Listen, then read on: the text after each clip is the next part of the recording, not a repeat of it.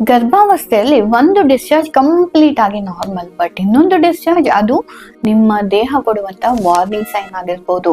So ಯಾವುದು normal ಯಾವುದು abnormal ಅಂತ ಕನ್ಫ್ಯೂಸ್ ಆಗಿದ್ದೀರಾ? So let's discuss. ನಮಸ್ಕಾರ, ನಾನು ಡಾಕ್ಟರ್ ಮಹೇಶ್ವರಿ. ಗರ್ಭಾವಸ್ಥೆಯಲ್ಲಿದ್ದಾಗ ಪ್ರೆಗ್ನೆಂಟ್ ಫೀಮೇಲ್ ದೇಹದಲ್ಲಿ ಏನಾಗುತ್ತೆ, ಬಹಳಷ್ಟು ಚೇಂಜಸ್ ಆಗ್ತಾ ಇರುತ್ತೆ. ಮೊದಲನೇದಾಗಿ ಹಾರ್ಮೋನಲ್ ಚೇಂಜಸ್ ಆಗಿರುತ್ತೆ. ಎರಡನೇದಾಗಿ ಗರ್ಭಾಶಯಕ್ಕೆ ಜಾಸ್ತಿ ರಕ್ತ ಸಪ್ಲೈ ಆಗ್ತಾ ಇರುತ್ತೆ. ಇದರಿಂದ ಯೋನಿಯ ದ್ವಾರದಲ್ಲಿ ಡಿಸ್ಚಾರ್ಜ್ ಆಗೋದು ಮೊದಲನೇ ತಿಂಗಳಿಂದ ಹಿಡಿದುಕೊಂಡು 9 ತಿಂಗಳವರೆಗೆ ಈ ಡಿಸ್ಚಾರ್ಜ್ ಇರುತ್ತೆ.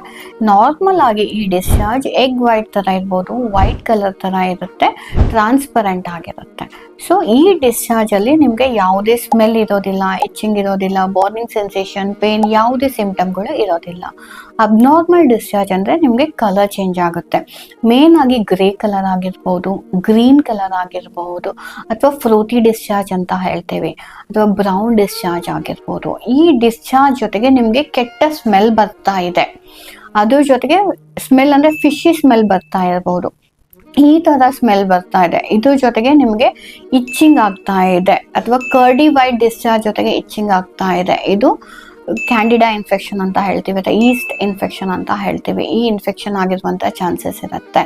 ಈ ಡಿಸ್ಚಾರ್ಜ್ ಜೊತೆಗೆ ನಿಮ್ಗೆ ಏನಾದ್ರು ಫೀವರ್ ಇದೆ, ಅಥವಾ ಬರ್ನಿಂಗ್ ಸೆನ್ಸೇಷನ್ ಇದೆ, ಕೆಳಗಿನ ಹೊಟ್ಟೆಯಲ್ಲಿ ನೋವಿದೆ ಅಂದ್ರೆ ಈ ಸಿಂಪ್ಟಮ್ಸ್ ನ ನೀವು ಇಗ್ನೋರ್ ಮಾಡಬೇಡಿ. ನಿಮ್ಮ ಡಾಕ್ಟರ್ ಜೊತೆ ಕನ್ಸಲ್ಟ್ ಮಾಡಿ ಇದನ್ನ ಇವ್ಯಾಲ್ಯೂಯೇಷನ್ ಮಾಡಿಕೊಂಡು ಅದಕ್ಕೆ ತಕ್ಕಂತಹ ಟ್ರೀಟ್ಮೆಂಟ್ ನ ತಗೊಳ್ಬೇಕು.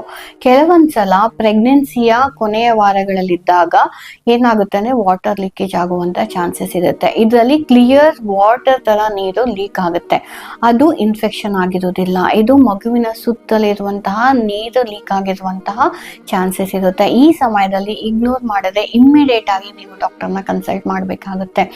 ಸೊ ಈ ಇನ್ಫೆಕ್ಷನ್ಗಳನ್ನ ಐಡೆಂಟಿಫೈ ಮಾಡೋದು ಬಹಳಷ್ಟು ಇಂಪಾರ್ಟೆಂಟ್. ಯಾಕಂದ್ರೆ ಈ ಇನ್ಫೆಕ್ಷನ್ ಇದ್ದಾಗ ನಮ್ಗೆ ಪ್ರೀಟರ್ಮ್ ಡೆಲಿವರಿ ಆಗುವಂತಹ ಚಾನ್ಸಸ್ ಇರುತ್ತೆ.